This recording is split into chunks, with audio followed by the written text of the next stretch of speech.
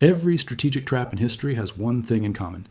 The people walking into it believed completely and sincerely that they had thought it through. They had maps, they had timelines, they had plans for what happens in the first 48 hours, the first week, the first month.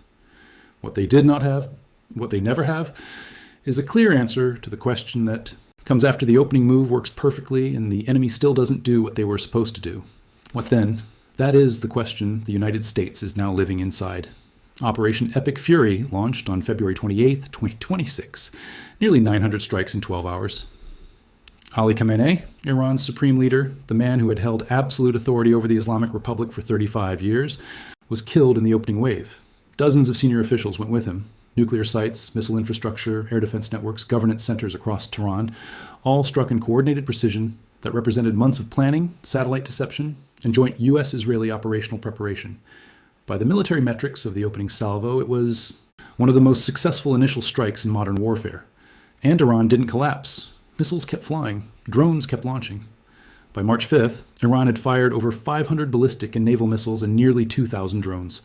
The strikes spread across 9 countries: Bahrain, Kuwait, Qatar, Saudi Arabia, Oman, the UAE, Iraq, Lebanon, and Israel itself, anew. Supreme leader was appointed in 8 days. The Strait of Hormuz closed. Oil crossed $90 a barrel and kept climbing. Trump told CNN the big wave hasn't even happened yet. General Dan Kane, chairman of the Joint Chiefs, told the Pentagon press corps this was not a single overnight operation and that more U.S. losses should be expected. The trap was not set by Iran. The trap was built by the assumptions that drove America into the war in the first place. And understanding how that happened requires going back further than February 28th. How the logic built itself. The United States did not stumble into this conflict. It walked in through a series of decisions that each individually seemed reasonable and that collectively produced an outcome none of their architects fully anticipated. It starts in June 2025. The first Iran war, 12 days, Operation Midnight Hammer, struck Iranian nuclear facilities at Natanz, Fordo, and Isfahan. It was devastating. It was also carefully scoped. The strikes targeted infrastructure, not leadership. That scope left room for what happened next. Oman-mediated, Geneva-hosted indirect talks, and a fragile ceasefire emerged. Khamenei went on television 2 days after the ceasefire and declared victory. He said Iran had delivered a severe slap to the face of America. He said the nuclear facilities had been hit, but nothing significant had been achieved. Washington dismissed it as propaganda. Tehran absorbed it as a blueprint. The lesson Iran drew from June 2025 was this: if you survive the first strike, you win the narrative. If you continue firing while negotiations happen, you extract concessions. If you rebuild, you reset the board. The lesson Washington drew was different. A strike that leaves the leadership intact leaves the threat intact. The next time, the approach would have to be more decisive.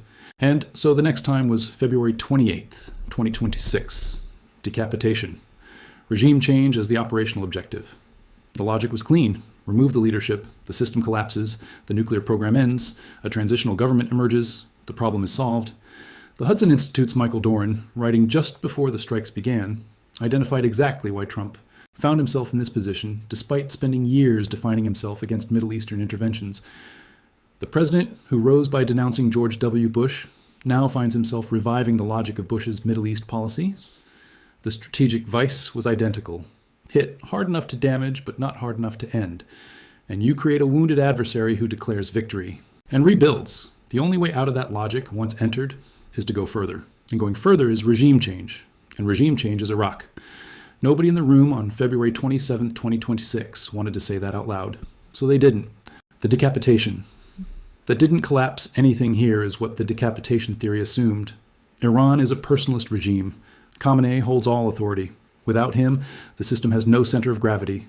The IRGC, the regular army, the proxy networks, the missile forces, all of these require a supreme leader to function with coherence. Remove him, and the system either fractures or freezes. Either outcome creates an opening. Here's what actually happened. Iran's constitution, Article 111, written into the founding framework of the Islamic Republic in 1979, explicitly addresses the death or removal of a supreme leader. An interim leadership council assumes authority immediately, comprising the president, the head of the judiciary, and a representative of the Guardian Council. The council functions until the assembly of experts selects a new supreme leader. This is not an emergency improvisation. It is the designed succession protocol of a 47-year-old revolutionary state that has thought carefully about exactly this scenario. The Al Jazeera Center for Studies analysis of the opening days identified the critical variable that broke the decapitation logic. The strikes failed to eliminate the president and the Speaker of Parliament. Constitutional continuity was preserved. Senior IRGC and Artesh commanders had pre-designated successors with authority to continue operations without new orders from the top. Units shifted to decentralized operations, executing contingency plans that had been prepared in advance, engaging targets across the region with considerable autonomy on a distributed basis. The Iranian military did not need a supreme leader to fire the next missile. It needed the pre-authorized launch orders that already existed. The decapitation removed the head of a hydra that had spent 4 decades growing redundant heads specifically because it had always known this day might come. Mojtaba Khamenei, the dead supreme leader's son, was elected as the new supreme leader 8 days after his father was killed. His first public statement reinforced that the Strait of Hormuz should remain closed and used as leverage. The regime change operation did not change the regime's strategic posture. It hardened it. The absence of an exit. This is the part of the trap that most clearly defines it as a trap. The way in and the way out are not symmetrical.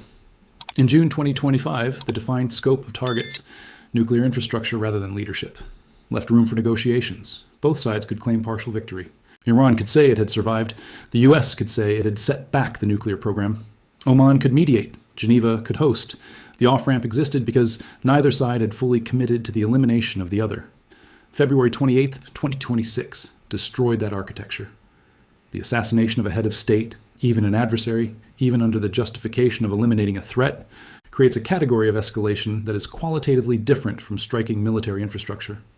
Al Jazeera's analysis of the 12 days since the strikes put it directly: a drastic strategic pivot, from degrading nuclear infrastructure to executing a decapitation strike against the Iranian leadership, has shattered the previous rules of engagement, dragging the region into an open-ended war of attrition with 0 diplomatic off-ramps.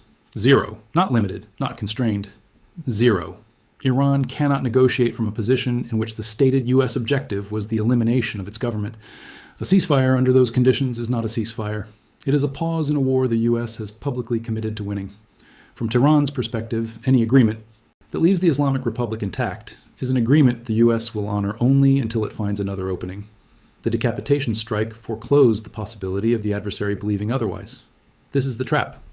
The military logic required going further than June 2025. Going further than June 2025 required regime change as the objective. Regime change as the objective eliminated the diplomatic architecture that ended June 2025. Eliminating that architecture left both sides in a war that neither can end on terms the other will accept. And the war continues. The horizontal escalation. Iran, designed for the United States, entered this conflict expecting a vertical fight. U.S. and Israeli forces versus Iranian military capacity, applied directly until Iranian capacity was exhausted. Iran is fighting a horizontal one. Robert Popp, the international security scholar writing in Foreign Affairs, described Iran's approach as following a familiar pattern of horizontal escalation. Its strategy widens the arena of conflict, extending it beyond mere military might and into the political and economic realms, with the aim of withstanding bombardment until the conflict becomes too costly for the belligerents to maintain. Read that last part carefully. Until the conflict becomes too costly for the belligerents to maintain. Iran is not trying to defeat the United States militarily. Iran cannot defeat the United States militarily. What Iran is trying to do is make the cost of continuing the war, economic, political, diplomatic, domestic, exceed the cost of stopping it. And the Strait of Hormuz is the primary instrument of that strategy. When the strait closes, oil prices move toward $100 and beyond. That moves directly into the American economy. Fuel costs, supply chain costs, inflationary pressure, consumer sentiment. Bangladesh closed universities early for the summer. Pakistan and the Philippines declared 4-day work weeks. IMF chief Kristalina Georgieva stated that every 10% increase in energy prices over 2026 would raise global inflation by almost 0.5%. These are not distant strategic consequences. They are domestic political consequences for every government that matters to Washington. Meanwhile, Iran struck across 9 countries, U.S. embassies, military installations, Gulf energy infrastructure, the U.S. embassy in Saudi Arabia, turning a bilateral conflict into a regional crisis that every Gulf state partner now has to calculate its own position within. Kuwait shot down 3 American F-15Es in a friendly fire incident.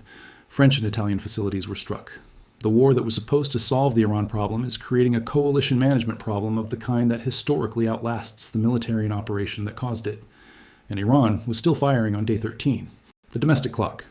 There is a variable in this calculation that military planning models almost never adequately capture. Time. Trump told reporters the war could last 4 weeks. That is the domestic political clock he is operating against. A 4-week conflict is a crisis managed. An 8-week conflict is a war continued. A 6-month. Conflict is the thing Trump spent years promising America he would never do. Iran's explicit strategy, described consistently in statements from its new supreme leader and military commanders, is to turn time itself into a weapon. Absorb the strikes. Keep firing. Keep the strait closed. Keep oil prices elevated. Wait for the political cost in Washington to exceed the political cost of finding an exit. The calculation is not about winning the war. It is about outlasting the American domestic political timeline. This is not a new strategy. It is the strategy that worked in Vietnam. It is the strategy that worked in Afghanistan. It is the strategy that worked for Iran itself in the Iran-Iraq War, when a country absorbing devastating strikes from a better-equipped adversary held on long enough for the strategic. It has built its response around the lesson they share. You do not need to win. You need to survive long enough for the other side's political will to erode. The question is whether 4 weeks is actually 4 weeks, or whether 4 weeks becomes 8, and 8 becomes the thing nobody is saying out loud yet. What comes after the trap? The United States has 3 possible exits from this position. None of them are clean. The first is military victory. Iran's military capacity degraded to the point where it can no longer sustain meaningful strikes, followed by a transitional government that accepts the terms Washington requires. This is the intended outcome. It requires Iran to behave differently than Iran has behaved so far, and differently than any adversary has behaved when their government's survival was the explicit objective of the opposing force. The second is a negotiated exit that resembles victory enough domestically to be politically sustainable. Iran agrees to limits on its nuclear program. The strikes stop, both sides declare their objectives met. This is what the June 2020 model approximated. The problem is that February 28th made that model significantly harder to reassemble. You cannot unassassinate a supreme leader. You cannot unstate regime change as an objective and then accept the regime's survival as an outcome. The third is what historically happens when neither of the first two materialize. The conflict becomes a permanent condition, managed rather than resolved, with costs absorbed into the background noise of ongoing foreign policy until a domestic political moment forces a reckoning. Iraq lasted 20 years. Afghanistan lasted 20 years. The United States has a pattern. The trap is not that America will necessarily fail. The trap is that the definition of success was never clearly stated before the first missile flew. And that, in the absence of a clear definition of success, the war finds its own duration. Iran has 500 ballistic missiles and 2,000 drones already fired. It was still firing on day 13. The new supreme leader said the strait stays closed, the decapitation is complete, and the regime is intact. The trap was not set by an enemy. It was constructed from the space between what the operation was designed to achieve and what happens when the operation achieves it, and the enemy, as enemies always do, refuses to cooperate with the plan. America set the trap, then walked right into it, and now it is looking for the exit.